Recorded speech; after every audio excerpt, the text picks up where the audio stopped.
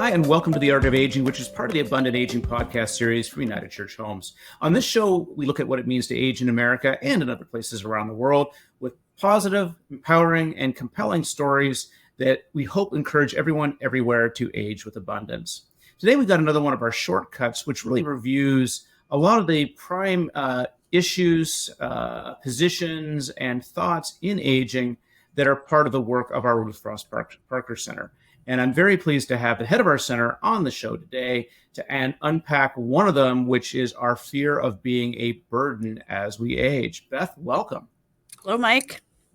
Excellent. And I just wanted to say this podcast is in support of our annual symposium, which is going to be happening on Friday, October the 4th at the Nationwide Conference Center in beautiful Columbus, Ohio. For more information on attending in person and for more options on attending online, please visit www.unitedchurchhomes.org/Parker-Center. So Beth, let's get into it. I mean, I really was looking forward to unpacking this with you because this is what we hear again and again and again, that when you age, you will be a burden. And when somebody says that, and by the way, I've heard that more often from people talking about themselves than I've ever heard of somebody talking about a loved one that they are supporting in aging. So where does that land with you? Yeah. So it's a weighty one. And what does it mean to be a burden? Does it have to do with the fact that we don't want people to be dependent upon us? Or we don't want to be dependent on other people, because that dependence we can feel it can be a burden. And there's several aspects to this. Part of it is related to asking for help. And we all have varying degrees of ability and comfort with knowing that we all need help along the way, and asking for help. And sometimes who we ask for help, can be complicated because we have other relationships with those folks. So in a conversation a couple of years ago, it was actually in 2020, at the beginning of the pandemic, had a conversation with a woman who took a FMLA leave from her work for several months period of time. She moved several hours away back into the home where her mother was living because her mother had a pretty significant medical episode. And because of the pandemic, she wasn't able to be admitted into a transitional care or nursing care because of everything that was going on. So her daughter took this leave, moved 2 to 3 hours away, left her husband back at home. There wasn't a whole lot of travel that be happening so that she could care with her mom. And as she was telling me about this situation, she said, it was amazing. She said, I haven't spent that much time with just my mom and I since I was probably a little girl. And even then, I think she has siblings. It definitely is not the same as when you're adults and spending time with your mom. And she, from her perspective, just kept on talking about how honored she was to be able to do this at this point in time and to spend this time with her mom. And after she got done telling me about her experience, I said, well, did you share that with your mom? And she looked at me and she said, no.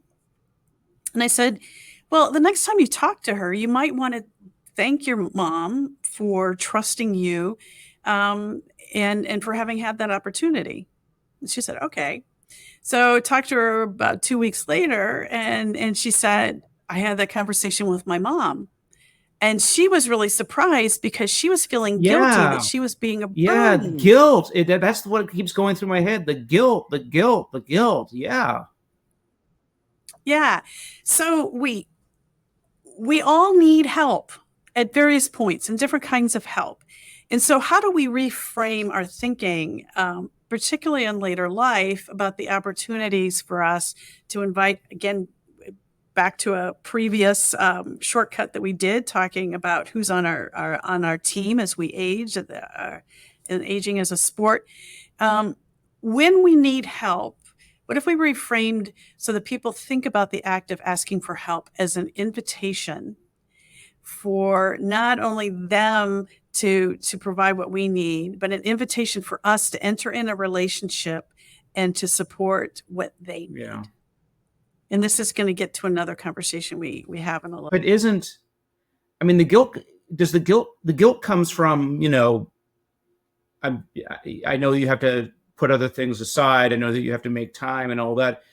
What about it being a referendum on your every bit of relationship leading up to the point of where you're asking this person for help, whether it's a son or a daughter, or whether it's a best friend or even a friend? It's a referendum on your worthiness to receive the help, right? You're good enough to do it. You deserve it. You banked this, And in all of this is recognizing that there's a continuum, and there can be times when we ask of others or others ask of us too much that we can't handle, and it does become a little bit burdensome. And when that happens, we need to acknowledge that, and we need to have conversations to find some ways that support everyone's needs, the mental health needs as of the one, and maybe the physical needs of the other, if that's what's being asked for. But when we need the support of other people, it's not a burden. But can we think of that as an invitation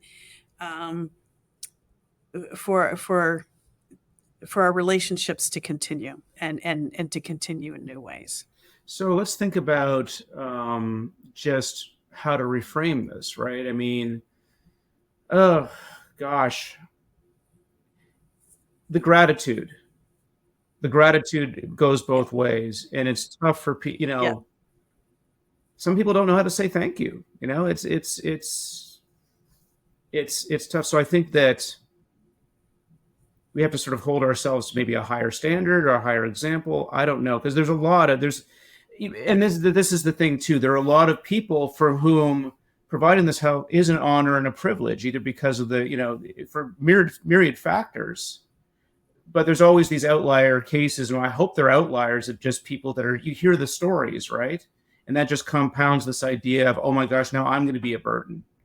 The daughter who is estranged and now has to come back and take care of her mom because she's the only one, and movies and culture and all this sort of because everyone's looking for this conflict story, and this conflict story that sort of flowers into some sort of a redemption or what have you. We're looking for those narratives, and this is too important to basically cheapen with, but looking for sort of a Hollywood story. I don't know. This is what's flowing through my head right now. Yeah. And the other thing that's going through my head is there are all kinds of relationships, and they're not all healthy.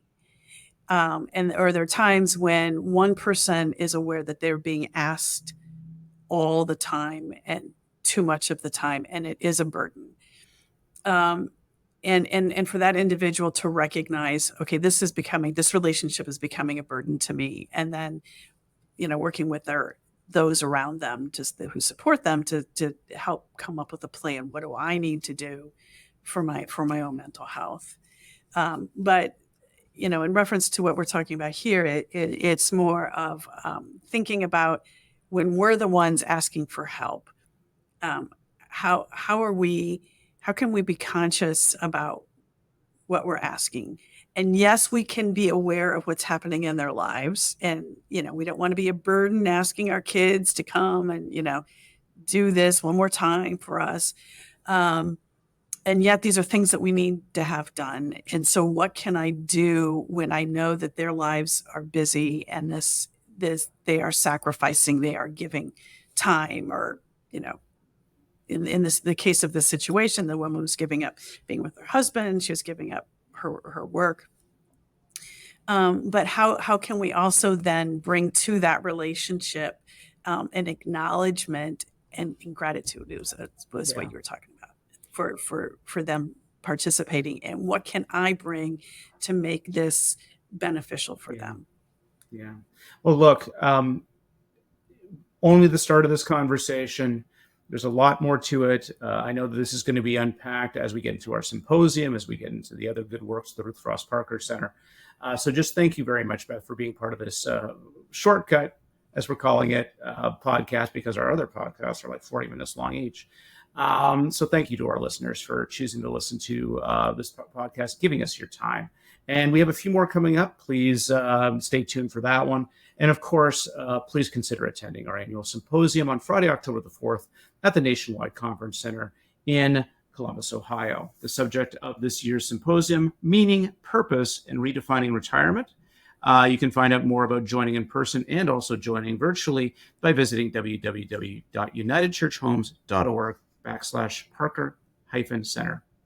Thank you for listening. We'll see you next time. Thanks.